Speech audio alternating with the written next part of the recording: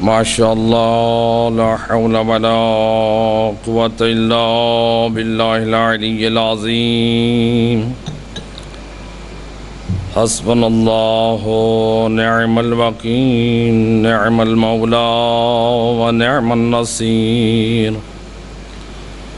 واعوذ باللہ من الشیطان الرجیم بسم اللہ الرحمن الرحیم الحمد للہ الذی نور قلوبنا بولایت محمد وآل محمد صلی علی محمد الصلاة والسلام علی اشرف الانبیاء والمرسلین وخاتم النبیین ابی القاسم محمد اللہم صلی علی محمد وآل محمد وآلہ الطیبین الطاہرین المعصومین المظلومین المنتجبین الذین اذهب اللہ عنہم الرجس وطہرہم تطہیرا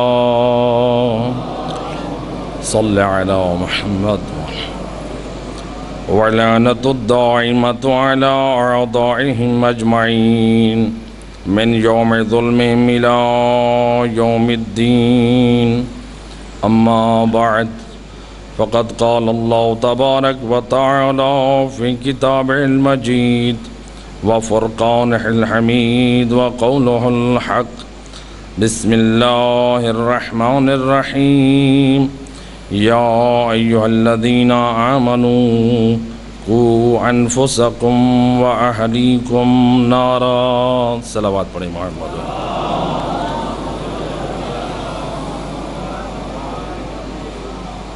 ارباب اعزاء قرآن کریم کی جس آیہ مجیدہ کو سرنامہ کلام قرار دیا ہے ارشاد رب العزت ہو رہا ہے اے ایمان والو خود کو اور اپنے اہل خانہ کو جہنم کی آگ سے بچاؤ۔ اس آیہ مجیدہ کی روشنی میں کل بات یہاں تک پہنچی تھی کہ گھر کے ماحول خاندان کی تربیت کے لیے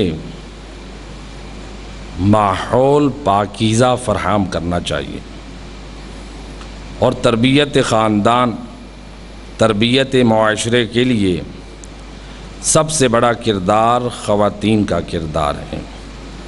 تو کل اس کا کچھ نمونہ پیش کیا تھا۔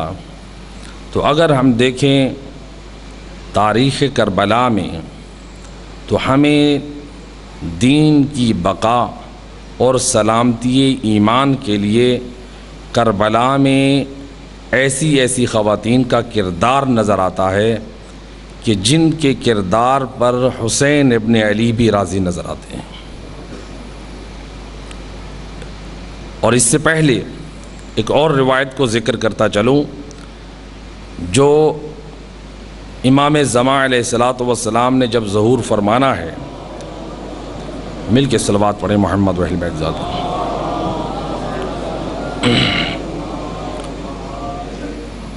امام کے ظہور کے وقت جو عدد بتایا گیا ہے 313 آدمی جو امام کے لشکر کے جرنیل ہوں گے، بڑے ہوں گے، یہ پہلا دستہ ہوگا۔ دوسرا 10,000 کا ہوگا۔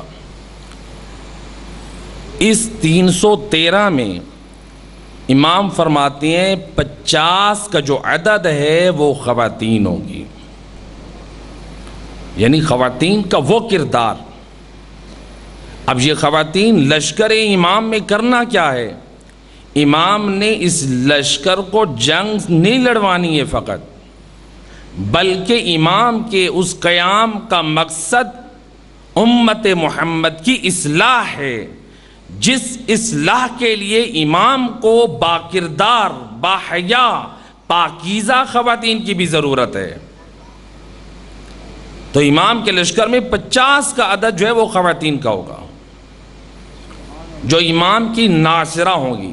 یہ فقط مردوں کو ضرورت یہ نہیں ہے کہ وہ دعا کریں کہ پروردگار ہمیں نہ صرف امام زمان بنائے بلکہ جو پردے میں میری بہنیں اور مائیں بیٹھی ہیں ان کو بھی یہ دعا کرنی چاہیے کہ پروردگار ہمیں اس قابل بنائے کہ ہم امام کی ناصرہ بنیں۔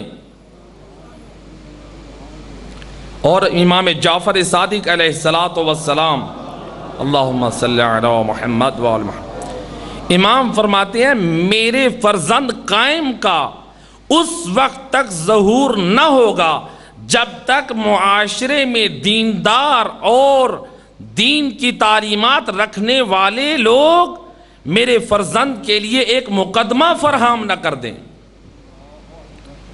یعنی امام فرما رہے ہیں، خبر دے رہے ہیں، اے زمانہ قائم میں کی غیبت میں زندگی گزارنے والوں، تم میرے فرزند کی آمد کے لیے، اس کے ظہور کے لیے ایک مقدمہ فراہم کرو جو نیک اور صالح افراد کا ہوگا،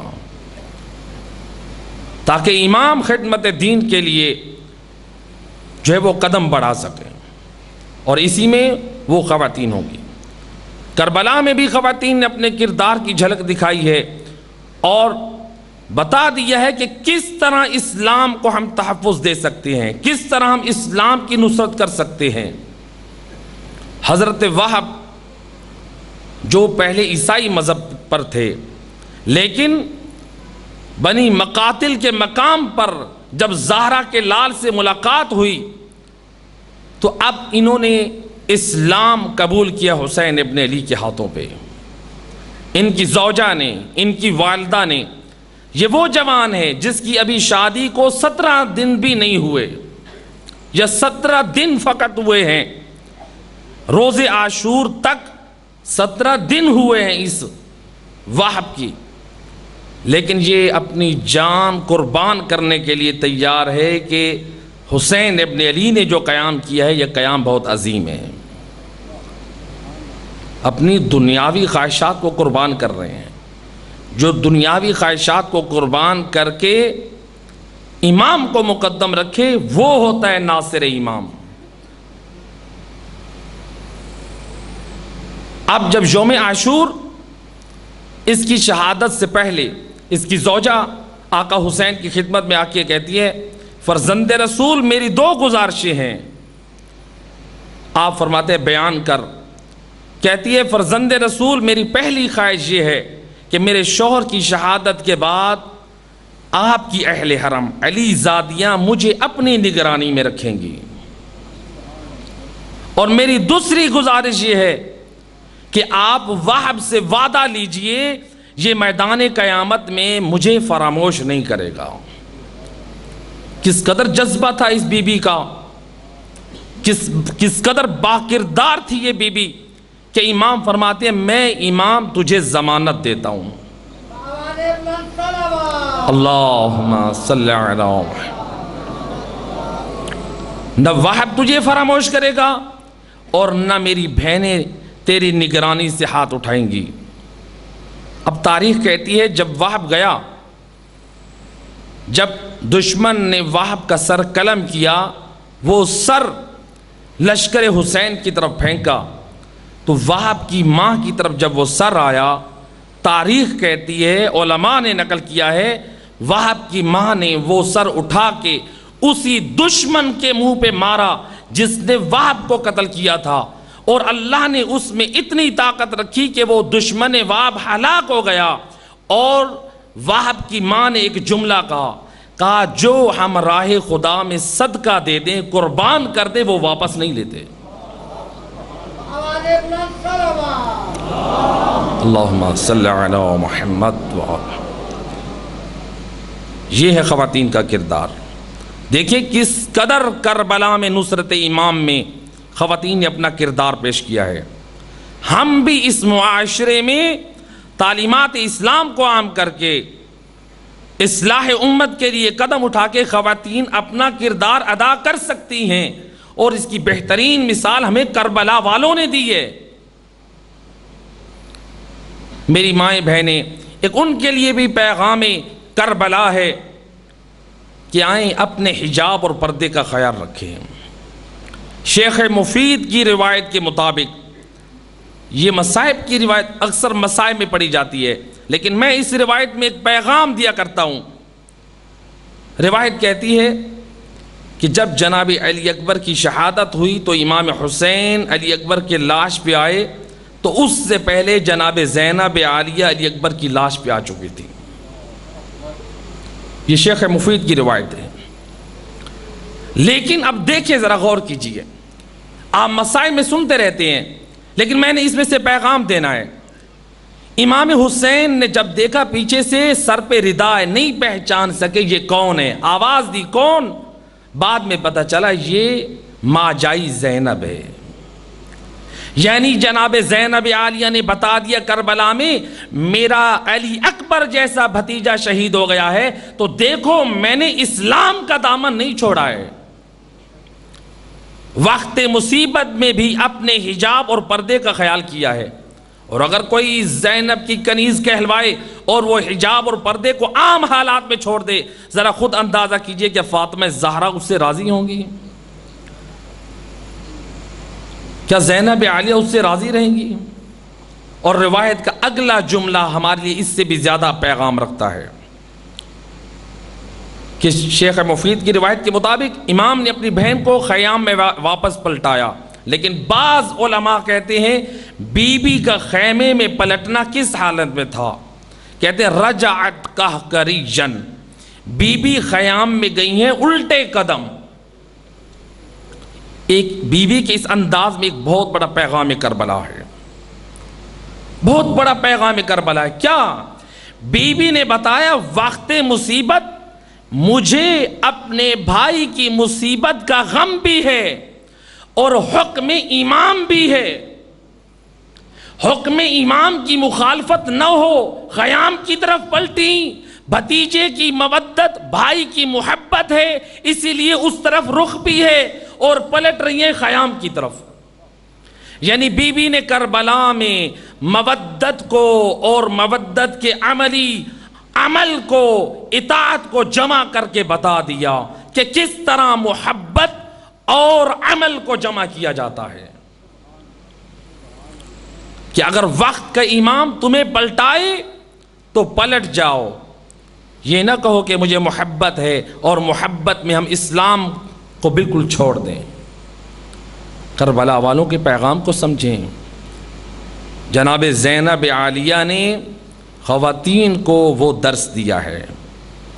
بعض ارباب مقاتل نے نقل کیا ہے کہ جب شام کے بازار میں مصائب کی روایتیں فقط میں پیغام دینے کے لیے بیان کر رہا ہوں، شام کے بازار میں مجھے نہیں ملا کہ کہیں پر بھی علی کی بیٹی نے کہا ہو کہ میں پیاسی ہوں مجھے پانی دو، کہیں بھی علی کی بیٹی نے نہیں کہا ہے میں بھوکی ہوں مجھے کھانا دو، لیکن ارباب مقاتل نے اتنا ضرور لکھا ہے جب بھی کوئی جاننے والی خاتون پہچان جاتی تھی یہ علی کی بیٹی ہے، کہتی تھی کہ یا بنت محمد ہمارے لائق کوئی حکم ہو، کوئی ہماری خدمت ہو، تو بی بی کہتے تھی الحجاب، بی بی پردے کا سوال کرتی تھی۔ روایت کہتی ہے ایک مرتبہ بی بی نے جب چادر مل گئی، اے کنیزان زہرا، آئیں ذرا فاطمہ زہرا کی بیٹیوں نے کیا درس دیا ہے شام کے بازاروں میں۔ روایت کہتی ہے ایک مرتبہ جب علی کی بیٹی کے سر پہ رداء آئی، ایک شقی نے بڑھ کر ایسا گرز مارا علی کی بیٹی کے سر سے خون کا فوارہ نکلا۔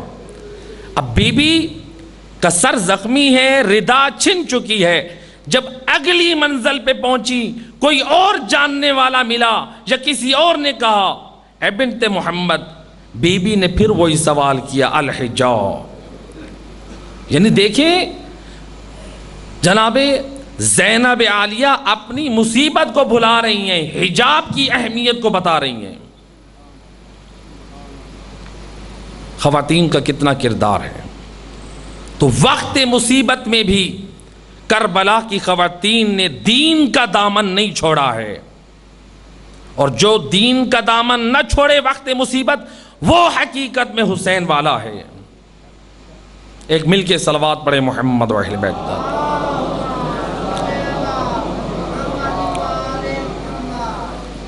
گھر کے ماحول کو پاکیزہ کرنا ہوگا، گھر کے ماحول جب پاکیزہ ہوں گے تو خاندانوں کی اچھی تربیت ہوگی۔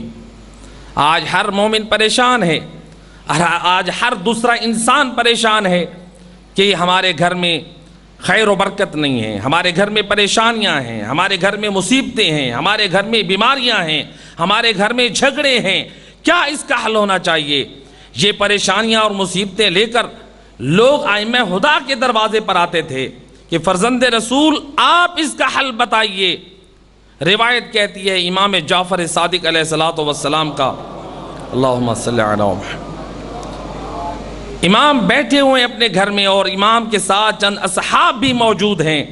کسی نے آ کر کہا، اے زہرا کے لال، فرزند رسول مصیبت میں ہیں، گھر میں پریشانیاں ہیں، تنگی ہے۔ امام نے ایک ایسا نسخہ بتایا، رہتی دنیا تک جو عمل کر لے وہی کامیاب ہے۔ امام فرماتے ہیں، امام مشکل کا حل بتا رہے ہیں اور ساتھ فرماتے ہیں کہ میرے بابا علی نے کہا ہے جس گھر میں کثرت سے ذکر خدا ہو، تلاوت قرآن ہو، پروردگار اس گھر کو 4 سعادتیں عطا کرتا ہے۔ جس گھر میں کثرت سے ذکر خدا اور تلاوت قرآن، مولا کون سی 4 سعادتیں؟ امام فرماتے ہیں پہلی سعادت یہ ہے جس گھر میں تلاوت قرآن ہو، ذکر خدا ہو کثرت سے، اس گھر میں رحمت خدا، برکت خدا نازل ہوتی رہتی ہے۔ اب جس گھر میں برکت اور رحمت آ جائے وہاں پر تو اس کا مطلب ہے پریشانیاں گئیں۔ دوسری چیز امام فرماتے ہیں کہ میرے بابا علی کہتے ہیں کہ جس گھر میں کثرت سے ذکر خدا اور تلاوت قرآن ہو اس گھر میں رحمت کے ملائکہ آ کر آباد ہو جاتے ہیں۔ اس گھر میں مجھے ایک جملہ کہنے دیجئے، تاریخ میں مجھے ایک گھر نظر آیا ہے جہاں ملائکہ آ کر رہتے تھے، وہ گھر تھا علی و بطول کا۔ یا علی فرماتے ہیں وہ گھر بھی اس لائق ہے جس گھر میں ذکر خدا ہو، تلاوت قرآن ہو، وہاں ملائکۃ اللہ آ کر رہائش رکھتے ہیں۔ اللہم صلی علی محمد وآل محمد۔ تیسری سعادت امام فرماتے ہیں جس گھر میں ذکر خدا کثرت سے ہو، تلاوت قرآن ہو، امام فرماتے ہیں اس گھر سے شیاطین دور رہتے ہیں، شیاطین دور رہتے ہیں۔ اور چوتھی سعادت، وہ گھر آسمان والوں کے لیے ایسے نورانی ہوتا ہے جیسے زمین والوں کے لیے ستارے روشن ہوتے ہیں۔ لیکن روایت جہاں تک تمام نہیں ہوئی ہے، امام جعفر صادق علیہ السلام، اللہم صلی علی محمد، امام نے آگے خبردار کر دیا۔ امام فرماتے ہیں کہ میرے بابا فرماتے ہیں جو تلاوت قرآن کرتا رہے، ذکر الہی کرتا رہے، اس کو تو یہ سعادتیں ملیں گی، لیکن اگر کسی نے ذکر خدا کو چھوڑ دیا، تلاوت قرآن کو ترک کر دیا، تو پھر یاد رکھے یہ سعادتیں اس کے لیے باعث ذلت بن جائیں گی، اس کے لیے باعث مصیبت بن جائیں گی۔ راوی کہتا ہے مولا وہ کیسے؟ امام فرماتے ہیں اگر ذکر خدا کو چھوڑ دیا، تلاوت قرآن کو چھوڑ دیا، جب رحمت خدا نے پہلے آنا تھا تو اب اس کے گھر میں بیماریوں نے رخ کرنا ہے، اب اس کے گھر میں پریشانیوں نے رخ کرنا ہے، اب اس کے گھر میں لڑائی جھگڑے رہیں گے، اس کے گھر سے خیر و برکت نکل جائے گی، فقر و فاقہ آ جائے گا۔ یہ تلاوت قرآن، ذکر خدا کو ترک کرنے کی دنیاوی سزا ہے۔ دوسری، امام فرماتے ہیں کہ رحمت کے ملائکہ اس گھر کو پسند نہیں کرتے جس گھر میں تلاوت قرآن نہ ہو، ذکر خدا نہ ہو۔ مجھے روک کر یہاں ایک جملہ کہنے دیجئے، ہم سب کا ایمان اور عقیدہ کیا ہے؟ ملائکہ افضل ہیں یا امام زمانہ افضل ہیں؟ ذرا خود اندازہ کیجئے، اب نتیجہ میں آپ سے لے رہا ہوں۔ جس گھر میں تلاوت قرآن نہ ہو، جس گھر میں ذکر الہی نہ ہو، امام فرماتے ہیں اس گھر کو ملائکہ پسند نہیں کرتے۔ مجھے کہنے دیجئے جس گھر کو ملائکہ پسند نہ کریں، بھلا اس گھر کو زمانے کے امام کیسے پسند کریں گے؟ اس گھر کو زمانے کے امام بھی پسند نہیں کریں گے۔ اس لیے معصوم ایک اور حدیث بھی فرماتے ہیں کہ جس گھر میں بے نمازی ہو اس گھر کو رحمت کے فرشتے پسند نہیں کرتے۔ جس گھر میں موسیقی ہو، گانا ہو، ضروری نہیں ہے کہ ہم کہیں کہ ہمارے گھر میں پیانو نہیں ہے، فعالہ چیز نہیں ہے، جو کیبل لگ چکی ہے، اگر ہم ان کیبل کے ذریعے سے ناچ گانا اور یہ فلمیں اور یہ بیہودہ چیزیں دیکھیں تو یہ اس کو شامل ہیں۔ اس لیے بعض لوگ پوچھتے ہیں کہ ہم جو ڈرامے دیکھتے ہیں ہمارے لیے وہ ڈرامے دیکھنا کیسا حکم ہے؟ فقہا اور آغا سستانی فرماتے ہیں اگر بالفرض اس میں غیر اخلاقی پارٹس نہ ہوں، اس شرط کے ساتھ، اور ان ڈراموں کے درمیان موسیقی گانے کی آواز نہ ہو، تب آپ کے لیے جائز ہے۔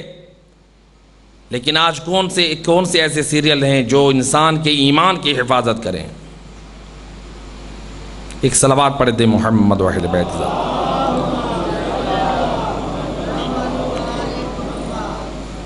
امام فرماتے ہیں چوتھی چیز، تیسری چیز، ایک صلوات پڑھ دے محمد و اہل بیت صلی علی محمد و آل محمد۔ جس گھر میں ذکر الہی نہ ہو، تلاوت قرآن نہ ہو، اس گھر میں شیاطین آ کر رہنا شروع ہو جاتے ہیں۔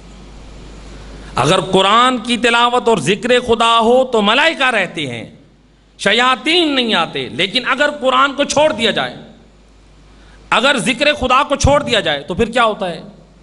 پھر شیاطین آ کر رہنا شروع ہو جاتے ہیں۔ یعنی خود ہم شیاطین کو دعوت دیتے ہیں کہ ہمارے گھر میں آ کر رہیں۔ اب خود اندازہ کیجئے جن گھروں میں ظاہری بات ہے جب خدا کا نام نہیں ہوگا، جب قرآن نہیں ہوگا تو وہاں شیاطین نے رہنا ہے۔ جس گھر میں شیاطین آ جائیں گے پھر وہاں نہ اسلام ہوگا، نہ وہاں دین ہوگا، نہ وہاں تعلیمات اہل بیت ہوں گی، نہ وہاں حسینیت ہوگی، نہ وہاں پیغام کربلا ہوگا۔ لہذا گھروں کے ماحول کے لیے ضروری ہے کہ گھروں میں تلاوت قرآن، ذکر الہی کا احیاء کیا جائے۔ روایت میں امام محمد باقر علیہ السلام، اللہم صلی علی محمد و آل محمد، امام اپنے گھر والوں کو حکم دیتے تھے کہ نماز صبح کے بعد تلاوت قرآن کریں۔ لیکن روایت کہتی ہے کہ امام کے گھر میں جو کنیزی اور غلام تلاوت قرآن نہ کر سکتے تھے، آج جو اکثر کہتے ہیں ہم قرآن نہیں پڑھے ہوئے، اگر نہیں پڑھے ہوئے ہیں تو آپ پانچویں تاجدار ولایت نے تیری اس مشکل کو حل کر دیا ہے۔ امام فرماتے ہیں جو قرآن کی تلاوت نہیں کر سکتا اتنی مقدار میں ذکر خدا لا الہ الا اللہ کرتا رہے، اس کو پروردگار ایسے ثواب عطا کرے گا جیسے قرآن کی تلاوت کا ہے۔ اللہ اکبر، یا رسول، یا علی، اللہم صلی علی محمد۔ موجودہ دور میں ہر دوسرے انسان کے پاس موبائل ہے اور عادتاً ہر شخص اپنا موبائل چیک کرتا ہے، واٹس ایپ ہو، دوسرے میسنجرز ہوں، میسیج چیک کرتے ہیں۔ کیوں؟ اپنے دوستوں سے تعلق رکھنے کے لیے چیک کرتے ہیں کہ دوست نے، عزیز نے، رشتہ دار نے کیا میسیج دیا ہے۔ ہم اپنے دوستوں سے اگر محبت کرتے ہو ان کے میسیج دیکھیں، عزیزوں رشتہ داروں کے میسیج دیکھیں، تو جن ہستیوں کی ولایت و محبت کو اللہ نے ہم پر فرض کیا ہے، جن کی محبت کو اللہ نے ہمارے دل میں آباد کیا ہے، کبھی ان کے بھی میسیج دیکھے ہیں کہ انہوں نے کیا میسیج بھیجے ہیں؟ علی ابن ابی طالب کے میسیج ہیں ناج البلاغہ کی صورت میں، امام زین العابدین کے میسیج ہیں سیف سجادیہ کی صورت میں، امام علی کے میسیج ہیں سیف علویہ کی صورت میں۔ کبھی ائمہ خدا کے میسیج کی طرف دیکھ، کبھی قرآن کو پڑھ کے پروردگار نے میری اور تیری ہدایت کے لیے کون سے میسیج بھیجے ہیں؟ کیا ان سے، ان ہستیوں سے ہم نے اپنی محبت کا اظہار نہیں کرنا؟ بھئی اپنے دوستوں سے محبت کے اظہار کے لیے ان کے میسج تو چیک کریں. وہ ہستیاں جو ائمہ اہل بیت ہیں، کیا ان کے میسج حق نہیں ہیں؟ ایک صلوات پڑھ دیں محمد و اہل بیت ذات.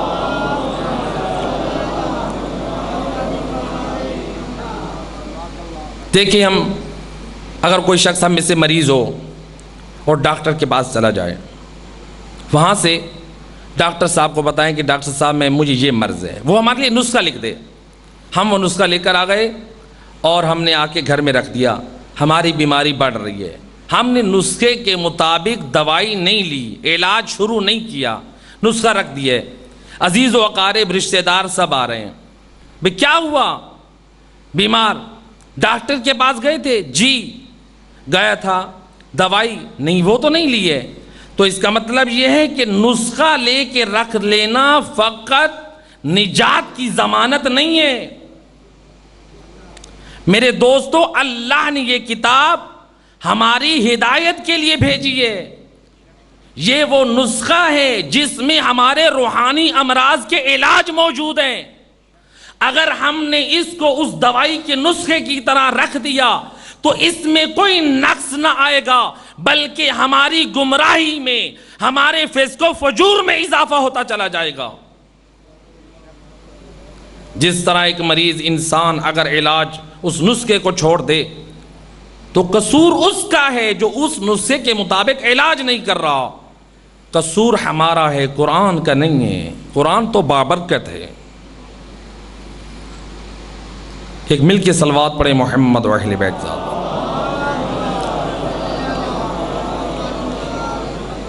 گھروں کی تربیت کے لیے ضروری ہے اپنے گھر میں ذکر خدا کا احیاء ہونا چاہیے. امام جعفر صادق علیہ السلام فرماتے ہیں، اللہم صلی علی محمد، امام فرماتے ہیں افضل الذکر لا الہ الا اللہ. اگر افضل ذکر ہے تو وہ لا الہ الا اللہ ہے. اور امام فرماتے ہیں یہ ذکر اس کو فائدہ دے گا جس کے دل میں ہم اہل بیت کی ولایت ہوگی. جس کے دل میں ولایت اہل بیت، اس کو فائدہ دینا ہے. اس ذکر لا الہ الا اللہ کو کبھی پڑھ کر تو دیکھیں کہ اس لیے علماء اور عابدین فرماتے ہیں کہ جو ذکر لا الہ الا اللہ کو اپنی زبان کا وتیرہ بنا لے، پھر دیکھے کہ پروردگار کیسے اس کے دل کو نورانی کرتا ہے. الکافی میں پورا باب موجود ہے. ملا یعقوب کلینی نے ذکر لا الہ الا اللہ کی فضیلت پہ کتنی روایات نقل کی ہیں.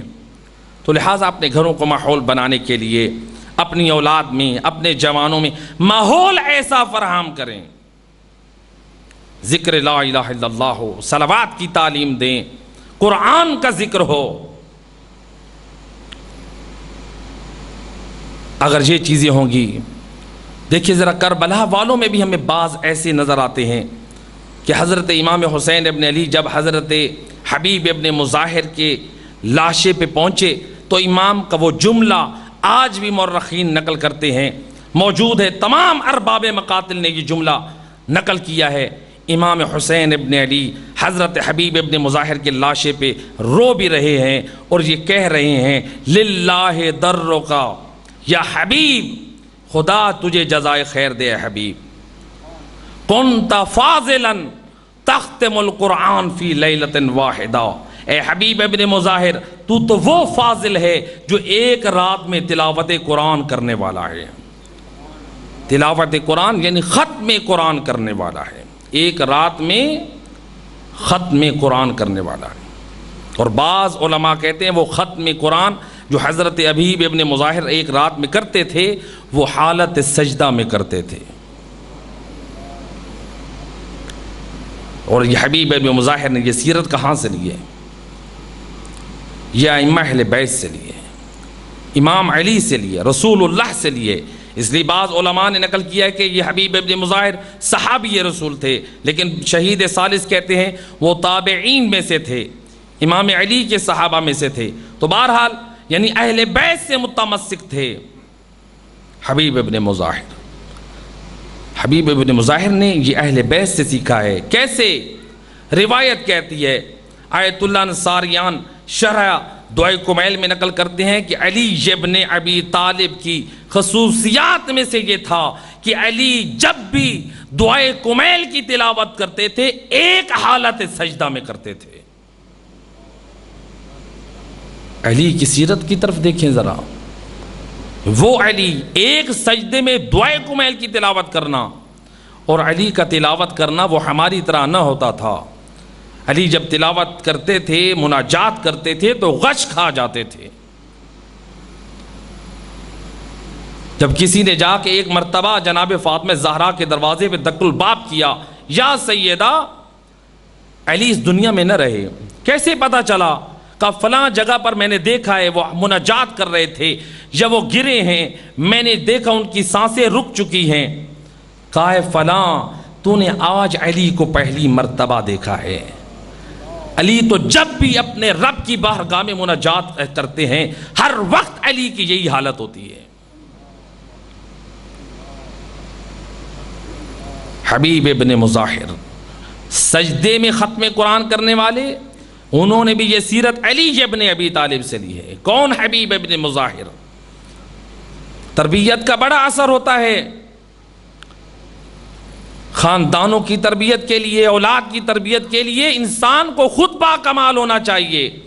جس طرح اللہ نے انبیاء کو مجموعہ فضائل و کمال بنا کر بھیجا ہے، کیونکہ اگر فاسق لوگوں کی ذمہ داری ہوتی تو کوئی بھی ان کی اتباع کے لیے تیار نہ ہوتا۔ ائمہ ہدا ہوں یا انبیاء ہوں، تو اگر ہم اپنی اولاد کی تربیت کرنا چاہیں اور ہمارے اندر بدعملیاں ہوں، ہم خود نمازی نہ ہوں، روزے دار نہ ہوں، چہرے پہ داڑھی نہ ہو، دین کے پابند نہ ہو، تقلید ہم نہ کریں، اور اولاد کو دین کی طرف ہم اگر رغبت دلوائیں تو کیا ہماری اولاد دین پر آئے گی؟ اس نے باپ کو دیکھنا ہے۔ تو لہٰذا جیسے تربیت ہوگی، تربیت سے زیادہ اثر ہوتا ہے جو انسان کر کے دکھائے۔ انسان کر کے دکھائے، اس میں زیادہ اثر ہے۔ امام جعفر صادق علیہ الصلوۃ والسلام فرماتے ہیں، اللہم صلی علی محمد وآل محمد وعجل۔ امام فرماتے ہیں کونوا دعاۃ الناس بغیر السنتکم، لوگوں کو دعوت دو بغیر زبان کے، یعنی عمل سے زیادہ تبلیغ کرو، عمل سے زیادہ اصلاح کرو۔ لوگوں سے پہلے ضرورت ہے خاندان کی اصلاح کرنی چاہیے، اولاد کی اصلاح کرنی چاہیے، جہاں تک انسان کے لیے ممکن ہے ان تک پیغام حق کو پہنچائے۔ اور ہمیں ایک اور ایسی نمایاں شخصیت نظر آتی ہے، روایت کہتی ہے کہ ایک مرتبہ سید الرسل جب ہجرت کر کے تازہ آئے ہیں مدینہ شہر میں، مسجد النبوی سے رسول اللہ نکل کے جا رہے ہیں، آپ کے ساتھ اصحاب بھی ہیں، اور مدینے کے ایک ایسے چوراہے کی طرف جا رہے ہیں، اس چوراہے پر مدینے کے بچے کھیل رہے ہیں۔ ان بچوں میں ایک بچہ ہے جو مزاج نبوت کو سمجھتا ہے کہ رسول کی عادت یہ ہے کہ جب بھی آتے ہیں سلام میں پہل کرتے ہیں۔ اب یہ بچہ مزاج رسالت سے واقف تھا۔ روایت کہتی ہے اس بچے نے دیکھا دور سے رسول آ رہے ہیں تو یہ اس چوراہے سے آگے والے کوچے میں گلی میں چھپ گیا کہ رسول جیسے ہی قریب آئیں میں بڑھ کر رسول اللہ کو سلام کروں۔ کس قدر پاکیزہ تربیت کا یہ اثر تھا۔ سلام وہ چیز ہے، ایک شبہ کا ازالہ کرتا جاؤں، ہمارے ہاں بہت ساری چیزیں مروج ہو چکی ہیں جو بھی ہوں، لیکن جو ائمہ اہل بیت نے، جو قرآن نے سمجھایا ہے، جب ایک دوسرے سے ملے تو السلام علیکم سے آغاز کرنا چاہیے۔ امام حسین فرماتے ہیں میرے جد کا فرمان ہے جو تمہارے پاس آئے اور سلام نہ کرے وہ اس لائق نہیں ہے اس کی بات کا جواب دیا جائے، چاہے وہ تمہارے ساتھ ادب و آداب کے جتنے بھی طریقے اختیار کرے، لیکن کلام میں پہلے سلام ہونا چاہیے۔ اور میں وہ اکثر کہا کرتا ہوں جو لوگ حدیث کسا کو پڑھتے ہیں، ذرا حدیث کسا کو کبھی اول و آخر سے صحیح طرح سے اس میں فکر کریں کہ اس میں اہل بیت کے کتنے پیغامات ہیں۔ پنجتن پاک جب ایک دوسرے سے مل رہے ہیں کیا کہہ رہے ہیں؟ السلام علیک یا ابا الحسن، السلام علیک یا فاطمۃ الزہرا، السلام علیکہ یا جدہ، یعنی پنجتن پاک ایک دوسرے کو سلام کر رہے ہیں۔ گویا حدیث کسا نے سمجھایا پنجتن پاک میں سلام سے بڑھ کر کوئی اور عمل نہیں ہے۔ اہل بیت کی نگاہ میں اگر ملنے کا آداب کا کوئی افضل طریقہ ہے تو وہ السلام علیکم ہے۔ تو لہٰذا ان کو اپنائیں، ان چیزوں کو دیکھیں۔ بچہ چھپ گیا کہ رسول آئیں گے تو میں دوڑ کر رسول کو سلام کروں گا۔ سید الرسل جیسے ہی قریب پہنچے، بچہ گلی سے فوراً نکل کر کہتا ہے السلام علیکہ یا رسول اللہ۔ رسول اللہ نے جب سنا، ایک مرتبہ رسول کا کلیجہ ٹھنڈا پڑ گیا۔ رسول نے دیکھا یہ پاک تربیت کا اثر ہے، رک گئے اس وقت رسالت مآب، اور اصحاب رسول بھی ساتھ رک گئے۔ سید الرسل کہتے ہیں اے بچے مجھے یہ بتا، تو اللہ کو زیادہ محبوب رکھتا ہے یا مجھ مصطفیٰ کو؟ ایک بچے سے اتنا بڑا سوال کرنا۔ اب روایت کہتی ہے جو بچے تھے چوراہے میں کھیل رہے تھے وہ بھی اکٹھے ہو گئے۔ مدینہ شہر ہے، چھوٹی چھوٹی دیواریں ہیں، جو لوگوں کے گھروں میں مثلا آواز پہنچ رہی ہے، لوگ کچھ گھروں سے نکل رہے ہیں، لوگوں کا ایک رش ہو گیا اس جگہ پر۔ رسول اللہ جہاں کہہ رہے ہیں اے بچے مجھے بتا، تو اللہ کو زیادہ ترجیح دیتا ہے، اللہ کا مقام تیری نگاہ میں بلند ہے یا مجھ مصطفیٰ کا؟ ہاتھ جو کر کہتا ہے یا رسول اللہ میرے ماں باپ آپ پر قربان، پہلے میں ذات الہی کا اقرار کرتا ہوں پھر آپ مصطفیٰ کا۔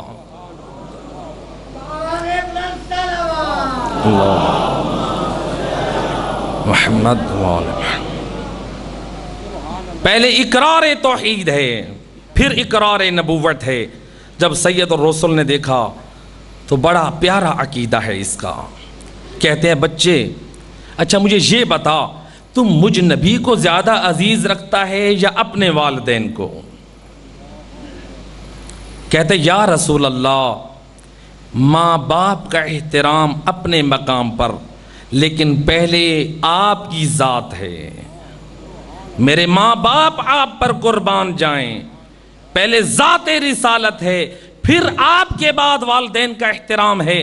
جب سید الرسل نے دیکھا کہ بچے کا اخلاق اتنا اعلیٰ ہے کہ رسول کو سلام کرنے پہ سبقت کر رہا ہے، عقیدے میں اتنا مضبوط ہے کہ پہلے خدا کی وحدانیت کا اقرار کرتا ہے، پھر محمد مصطفیٰ کی رسالت کا اقرار کرتا ہے، اور والدین کا بھی وہ فرما بردار ہے، تو سید الرسل نے جب دیکھا اعلیٰ اخلاق کا بھی مالک ہے اور اعلیٰ کردار کا بھی مالک ہے، اعلیٰ کی معرفت کا بھی مالک ہے، تو سید الرسل نے لسان وحی سے لوگوں کی طرف دیکھ کر کہا ایھا الناس، اے لوگو کونو مثل ھذا الصبی، اس بچے کی مثل بن جاؤ۔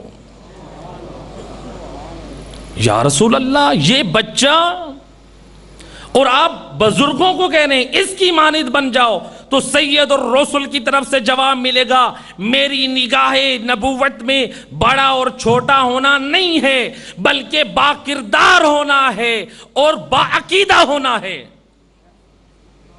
بچے کا کردار پاکیزہ ہے، اس کا ایمان پاکیزہ ہے، اور تاریخ کہتی ہے وہ بچہ کون تھا؟ وہ بچہ تھا حبیب ابن مظاہر۔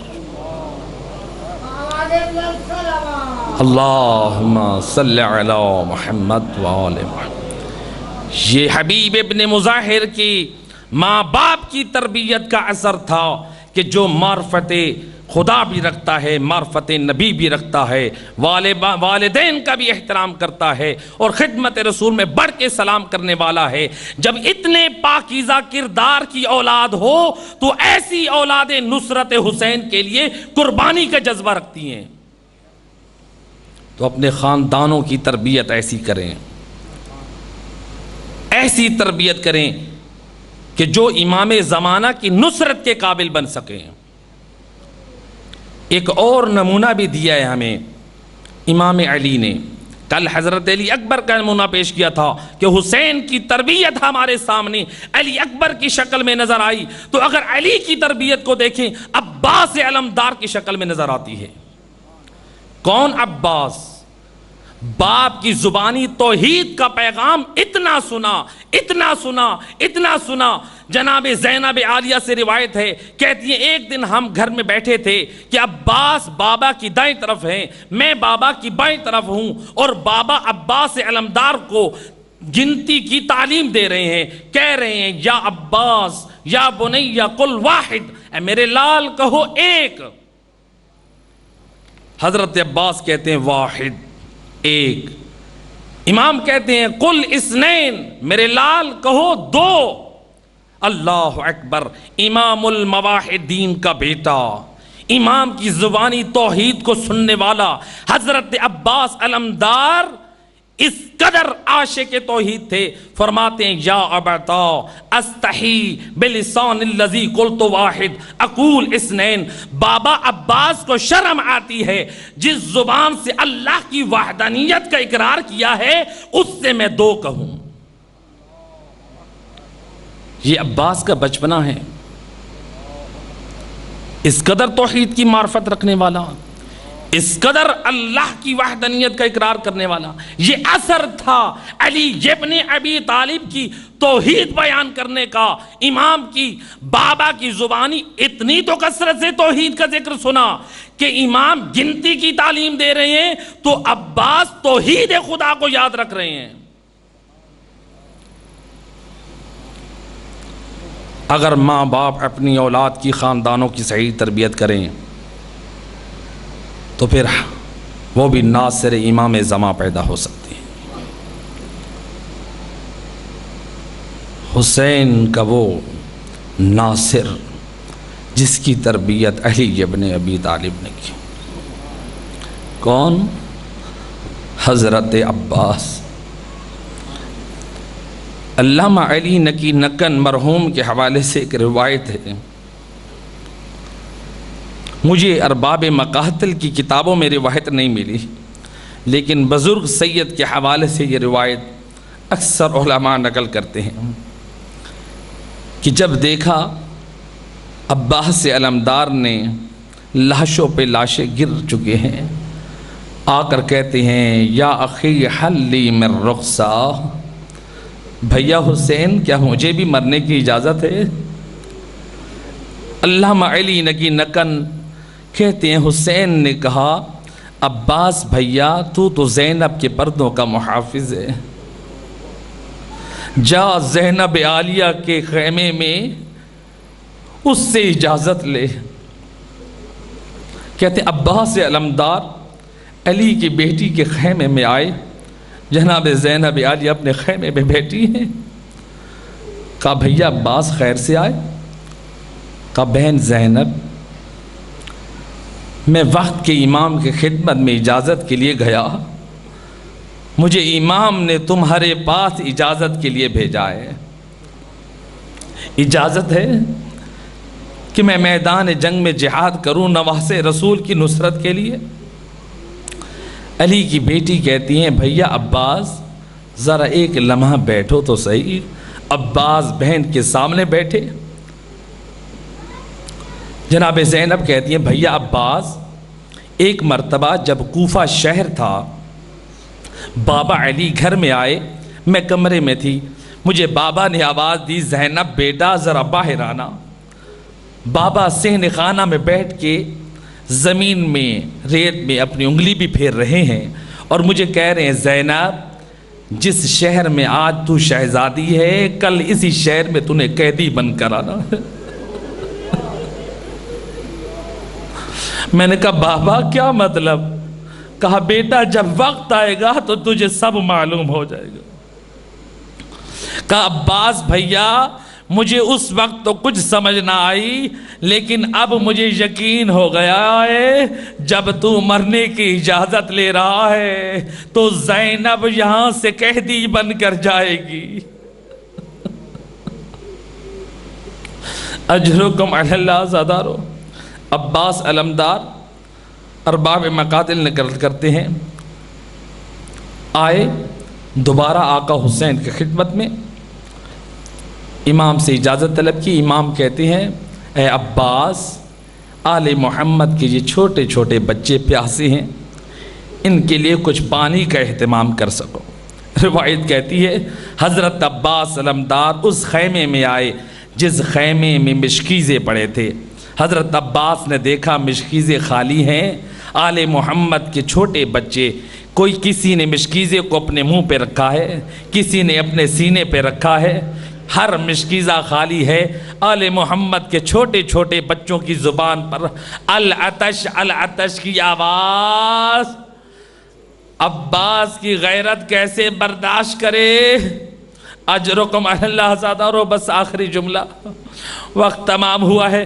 روایت کہتی ہے عباس علمدار رخصت ہوئے، نہر فرات سے پانی میں مشکیزہ بھرا، ایک چلو پانی کا اٹھایا، بس حسین مظلوم اور اہل بیت کی پیاس کو یاد کر کے چلو گرا دیا، دنیا والوں کو بتا دیا وفا حسینی کا حق یہ ہے۔ اجرکم اللہ زادارو۔ روایت کہتی ہے عباس سے علمدار کے دونوں بازو قلم ہو گئے۔ کل آپ شہادت سن چکے ہیں، بس میں ایک جملے تک لے کے جانا چاہتا ہوں۔ عباس سے علمدار کے دونوں بازو قلم ہو گئے، مشکیزہ منہ میں ہے، یہ ایک لعین نے تیر مارا، ہائے تیر کا مشکیزے میں لگنا تھا، یا عباس کی آس ٹوٹ گئی، یہی تمنا تھی خیام تک پانی پہنچے۔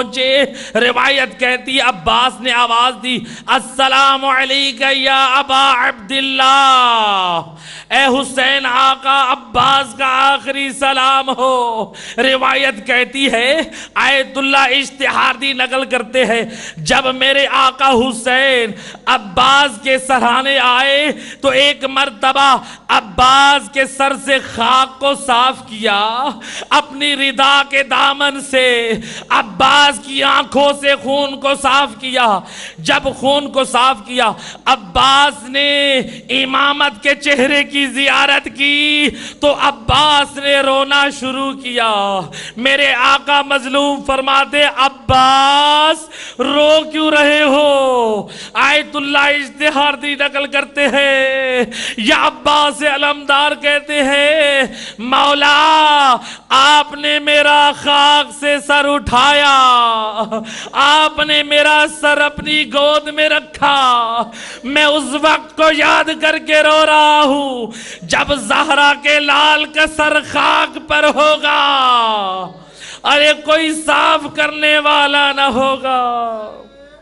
الا لعنت اللہ علی القوم الظالمین وسيعلم الذين ظلموا أي منقلب ينقلبون۔